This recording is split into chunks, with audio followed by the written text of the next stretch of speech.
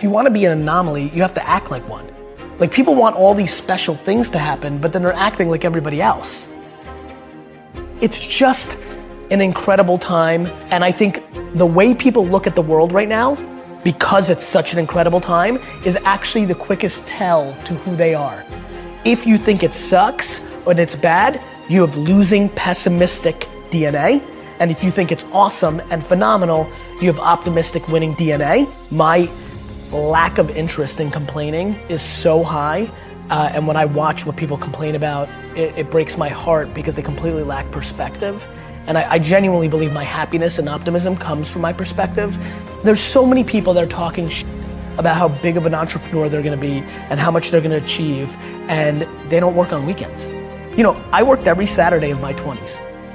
And I talk to 20-year-old entrepreneurs every single day. Lately, I've been saying to them, this Saturday, you're gonna have more time off than I've had in my entire 20s.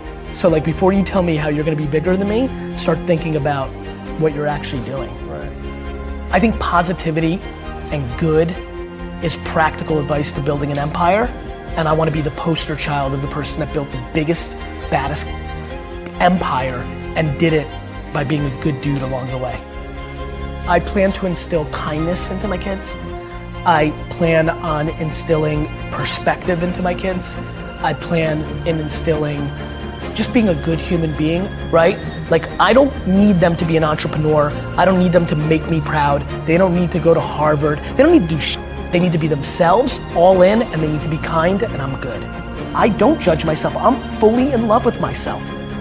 But I'm also fully in love with everybody else too. It goes both ways. I tell people to buy into me, that work for me, it's because I buy into them first. I don't need anybody to gain trust with me. It's there. The reality is that it's just never been better to be a human being. That's just the truth. That's just data. That's reality. And not everybody's gonna be happy about everything I did, but if it's 97% of people talking good behind your back, that's a real legacy. And I wanna do it in a pop culture way. I'm gonna do it anyway. People have done that before. Just so you know, there's plenty of people. Warren Buffett's a really good dude. There's plenty of people that have done that. There's a difference. I wanna do it and I wanna be a rock star, right? And that's where you influence people. I wanna do it, but I also wanna be the most popular. And so then that person's like, oh, I wanna be him, so I guess I'll be nice. I wanna literally take people who have DNA that's kind of nice and make them more nice because they think that's how I became big. So I basically wanna trick the business world into becoming kinder. I'm careful to not give advice that I know is uniquely something that I was gifted with. How do I tell you that, oh, here's how it actually works, and it almost started happening, it didn't happen. I actually get goosebumps, real heavy goosebumps when I hear something that I know feels right. What's the advice there? Hey, Johnny, start getting goosebumps. There's certain things that I can't talk about because I know they're not practical. They're intuitive to me. There's a lot of push towards being a workaholic, and hard work is a learned behavior. I see it in my team. There's people that come into I've seen it in the thousands of employees I've had, which is the closer they are to the sun, the harder they work. And I'm like, aha. And so I definitely feel like I learned hard work by watching my parents. And so it's why I talk so much about hustle. I watch people give advice completely predicated on natural talent and DNA, and I'm like, look, I get it, I can throw a football every day for 9 hours a day, I'm just not physically built to be competitive at the highest levels. So yeah, I do think, if anybody watching right now, if there's anything they take away, it's look, you're gonna only be so pretty, you're only gonna be so smart, there's things that are gonna be natural, and then there's things that you can actually control.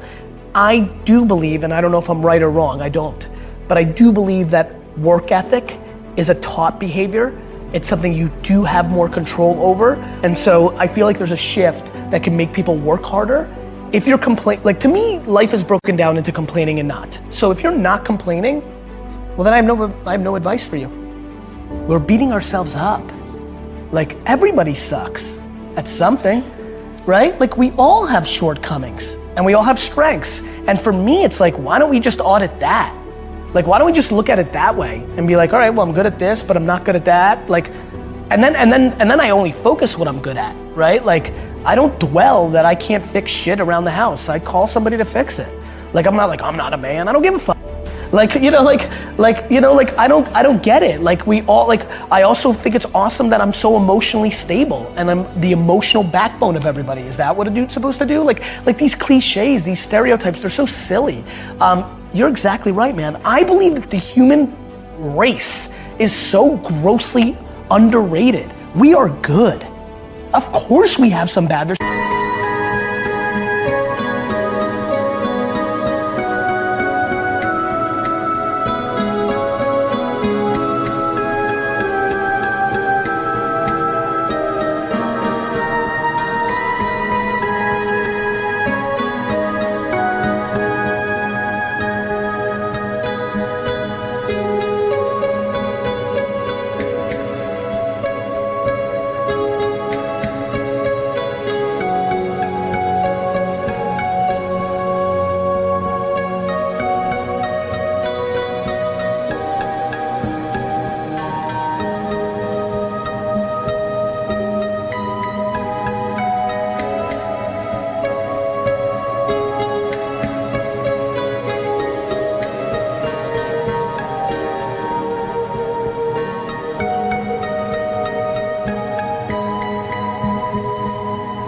$7 billion of us. But like when you look at our net score, it's bonkers shit. Like, do you know how much damage we could be doing to each other on an hourly basis and we don't? Like, we're still here. Like, we won. We're the alpha being and we've figured out how to stay together. This is insane when you think about it. And yet everybody wants to dwell on like somebody said something mean. Karma is practical. I love how people think karma is like this weird thing. Doing good for other people is a good strategy. Like I've been like trying to, I'm like, why does this thing even exist? It's actually the most common sense thing of all time. Why does karma seem weird? The fuck is karma? Like, wait a minute. So you're telling me like, if you do lots of good things, that weirdly good things happen to you? Yeah, that seems like common sense. Like, it's amazing to me. Anyway, I tried to do all the right things. We started rolling. There seemed to be an opportunity for somebody to sit above our current head of HR. And so we decided there was that opportunity, but I could not call her the head of HR. I did not want the world to think of that's what we were doing. And I wanted her to sit at the pedestal as the most important person in the company besides me, more than the CFO, more than the COO, which got you into chief, right? And then, heart just seemed right. Like, it just seemed like a nice word, So it didn't have like, if she was chief emotion officer, then she'd be CEO and that'd be weird. So it just fit. And have you seen other companies pick this up? We've seen companies like NASA and other big companies reach out to us and they're like auditing us. Wow. I have a feeling that it could happen. Yeah, I feel it could happen. That would be a great legacy. I want to do the following. I'm fascinated by the same thing that attracts so many.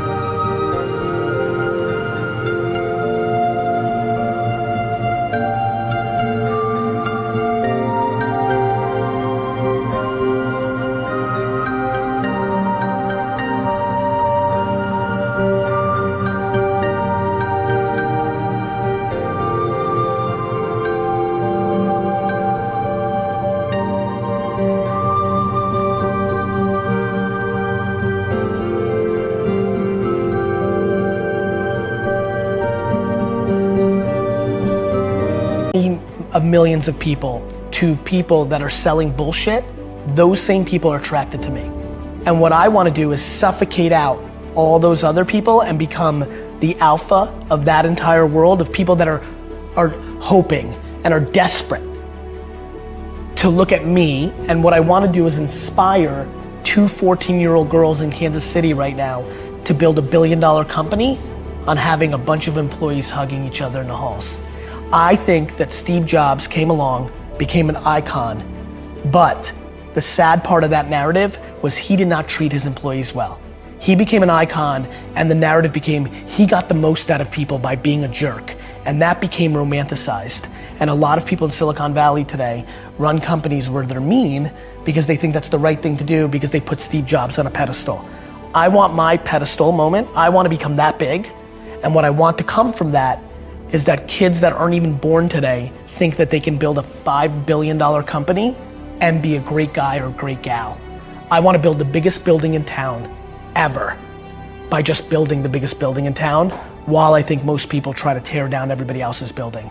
So I think positivity and good is practical advice to building an empire, and I want to be the poster child of the person that built the biggest, baddest empire and did it by being a good dude along the way.